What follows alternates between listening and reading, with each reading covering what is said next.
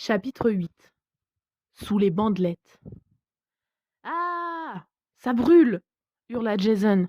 Chut! Maintenant ça suffit! Le houspilla Julia. Ou tu veux que j'aille chercher Nestor?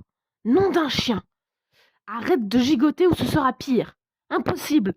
Ah! Rick rigolait, savourant la scène. Jason était assis sur la table de la cuisine, debout devant lui. Julia s'employait à désinfecter ses plaies avec du coton et de l'eau oxygénée. Malgré les apparences, aucune de ses blessures n'était profonde, juste des éraflures et de légères entailles, mais qui, sous l'effet de l'antiseptique, lui cuisaient la peau. Jason serra les dents pour ne pas crier. Tu as compris ce que c'était? Demanda-t-il à Rick, en désignant le mystérieux paquet trouvé sur la falaise. Ça y est, terminé, s'exclama Julia. Le torse de son frère était tout luisant de désinfectant. Attends que ça sèche avant de... Elle ne put terminer sa phrase. Rick retirait le morceau de tissu qui enveloppait l'objet et, dévoré d'impatience, Jason sauta sur ses pieds. Il enfila rapidement un t-shirt sec qui adhéra à ses plaies comme une deuxième peau. Julia fit une grimace de compassion en songeant au moment où il devrait l'enlever. « Ce sont des bandelettes !» s'écria Rick en les déroulant avec précaution. L'étoffe, humide et en piteux état, cédait peu à peu. Julia posa le coton et s'approcha. « On dirait une boîte », commenta Jason, quand l'objet fut enfin visible. C'était un parallélépipède en bois sombre, de 15 centimètres de longueur environ, 7 de largeur et 3 d'épaisseur. En appuyant sur le panneau supérieur, Rick le fit coulisser. « Ça s'ouvre ! Qu'est-ce qu'il y a dedans ?»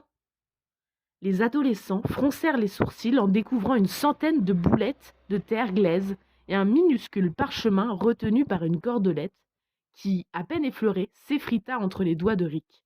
« Vas-y doucement, marmonna Jason. C'est quoi, à votre avis ? » « Tu as peut-être récupéré l'équivalent moyenâgeux d'une boîte de chocolat, » ironisa sa sœur.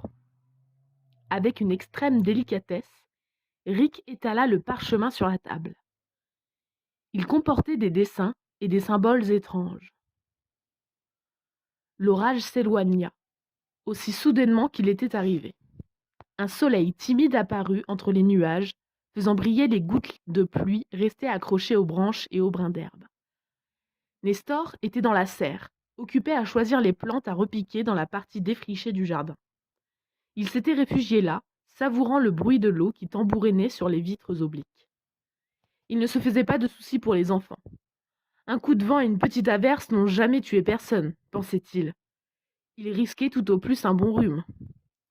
Quand il les vit tournicoter dans les parages, il comprit qu'il n'osait pas le déranger. Il les laissa languir un bon moment, avant de se décider à s'essuyer les mains sur son tablier blanc et à mettre le nez dehors. « Vous avez besoin de moi ? Vous avez cassé quelque chose ?» Les 3 enfants n'étaient pas habitués à son franc-parler. Julia donna un coup de coude à son frère, pour l'inciter à prendre la parole en premier. « Non, c'est qu'on se demandait si, au fond, vu que ça fait des années que vous... Alors, avec Julia, on se disait que... » L'embarras de Jason était si évident que Nestor faillit éclater de rire.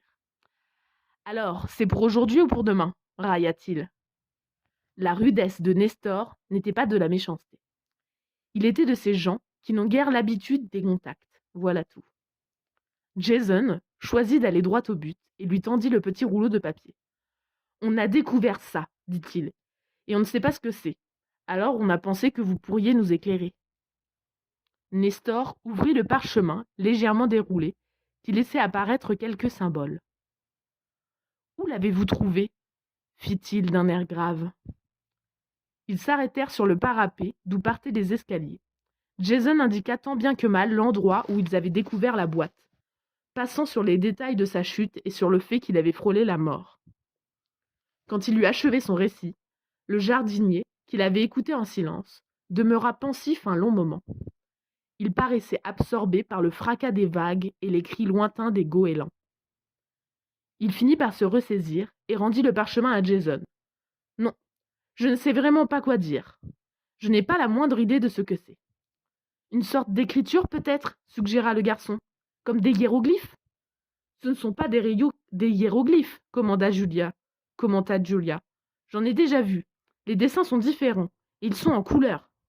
Et puis ça, c'est un parchemin, observa Rick, alors que les Égyptiens écrivaient sur du papyrus.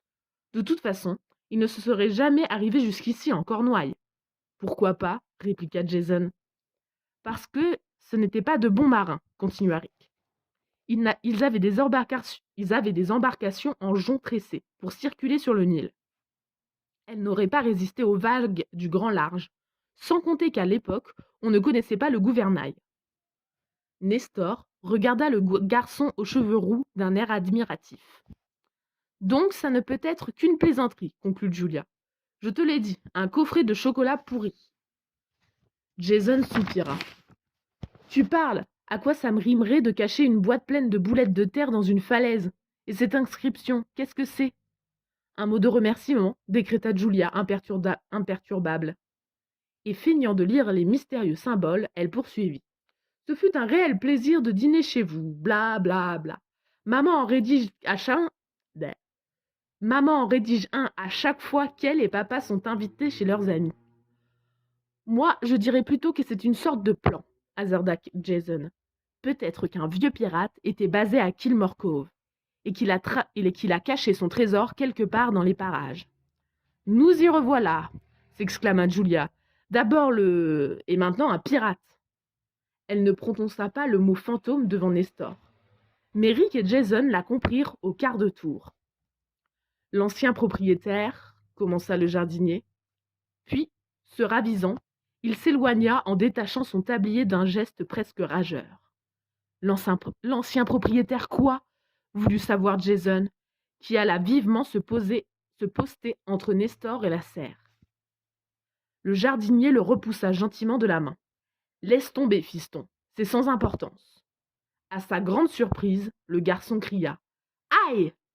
Qu'est-ce qui t'arrive? Rien, répondit Jason en serrant les dents. Il restait planté devant le vieil homme, l'air de dire termine ta phrase. Nestor soupira, cédant à l'étrange détermination de l'adolescent.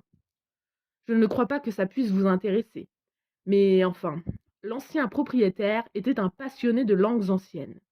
Il possédait un tas d'ouvrages qui traitaient d'écritures oubliées, de codes et de langages déchiffrés ou à déchiffrer. Il se peut que l'un d'eux vous aide à résoudre l'énigme du parchemin. Merci, dit Jason reconnaissant. Maintenant, c'est à toi de me dire ce qui t'arrive. Tu as mal quelque part? Oui, quand on me touche là, sur le torse. Comment ça se fait? Je me suis récolté un tas d'égratignures en tombant à plat ventre sur la falaise, dit Jason en souriant. Nestor sourit à son tour. Tu te peines ma tête, hein, pas vrai? Et loin d'imaginer que c'était la pure vérité, il se dirigea vers la serre.